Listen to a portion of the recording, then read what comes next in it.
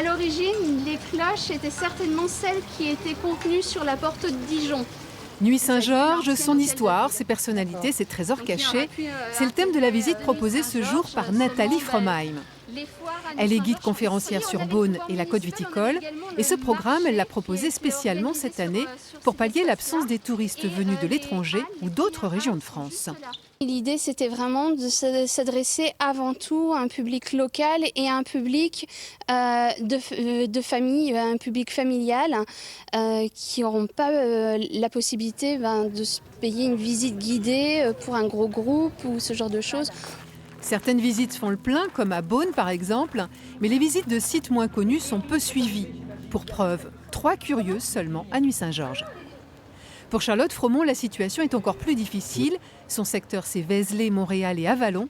Et cette année, elle a perdu presque toute sa clientèle. Tous les petits groupes de Français qui étaient prévus sont tous annulés. Même là, sur septembre, octobre, tout a été annulé.